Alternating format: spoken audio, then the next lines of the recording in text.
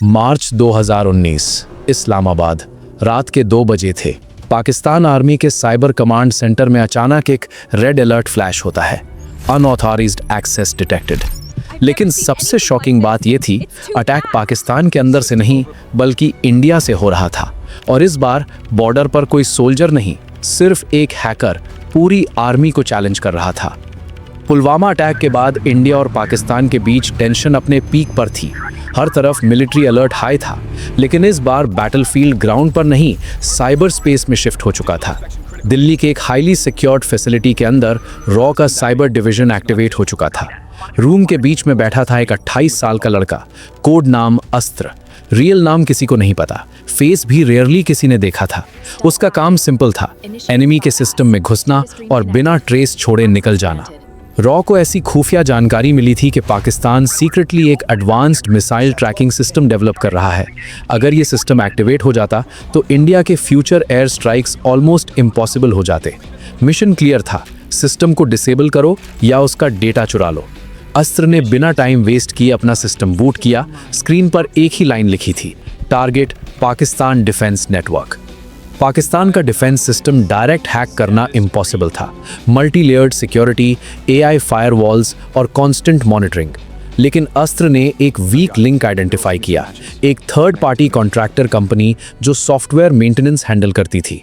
उस कंपनी का एक एम्प्लॉय हर रोज एक इन्फेक्टेड यूएसबी यूज कर रहा था, जिसका उसे खुद भी पता नहीं था, और वही बन गया एंट्री पॉइंट। अस्त्र ने कस्टम मैलवेयर डिजाइन किया जो सिस्टम में घुसकर इंस्टेंटली एक्टिवेट नहीं होता था। वो चुपचाप ऑब्जर्व करता था, लर्न करता था और अडेप्ट करता था। 3 दिन तक कोई अनयूजुअल एक्टिविटी डिटेक्ट नहीं हुई। पाकिस्तान का सिस्टम बिल्कुल नॉर्मल चल रहा था, लेकिन अंदर ही अंदर अस्त्र उनके एंटायर नेटवर्क का मैप बना रहा था। 4th डे एक अनोमली डिटेक्ट हुई। पाकिस्तान साइबर सिक्योरिटी टीम को कुछ सस्पिशियस लॉग्स मिले। उन्होंने इमीडिएटली सिस्टम स्कैन स्टार्ट कर दिया। अगर मैलवेयर डिटेक्ट हो जाता तो पूरा ऑपरेशन फेल हो जाता। दिल्ली में बैठा अस्त्र स्क्रीन को घूर रहा था, heart beat fast, hand steady. उसने एक रिस्की डिसीजन लिया, मैलवेयर को टेम्परेरीली शट डाउन कर दिया। अब सब कुछ डिपेंड करता था पाकिस्तान टीम के नेक्स्ट मूव पर। 12 घंटे बाद सिस्टम स्कैन कंप्लीट हुआ, result no threat found. Pakistan team relaxed हो गई, और वही उनकी सबसे बड़ी मिस्टेक थी। अस्त्र ने मैलवेयर को रीएक्टिवेट किया और इस बार डायरेक्ट कोर सर्वर एक्सेस ले लिया। मिसाइल ट्रैकिंग सिस्टम के सारे फाइल्स उसके सामने ओपन थे। अब अस्त्र के पास 2 ऑप्शंस थे, डेटा कॉपी करके निकल जाना, सिस्टम को परमानेंटली डैमेज करना। उसने सेकंड ऑप्शन चूज किया। एक सिंगल कमांड टाइप की गई। एंटर प्रेस करने से पहले उसने 1 सेकंड के लिए रुककर स्क्रीन देखी, फिर क्लिक। अगले ही पल इस्लामाबाद के साइबर सेंटर में अलार्म्स ब्लास्ट होने लगे, सर्वर्स क्रैश होने लगे, स्क्रीन्स फ्लिकर करने लगी।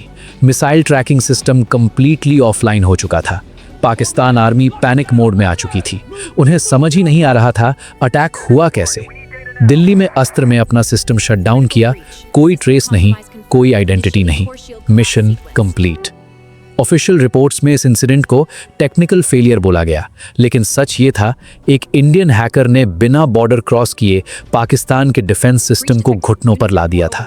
और ये सिर्फ एक मिशन था, ऐसे कई ऑपरेशंस कभी दुनिया के सामने आते ही नहीं। दोस्तों, अगर वीडियो पसंद आए तो लाइक ज़रूर करें, और ऐसे ही रियल सीक्रेट मिशंस के लिए चैनल को सब्सक्राइब करें। जय हिंद।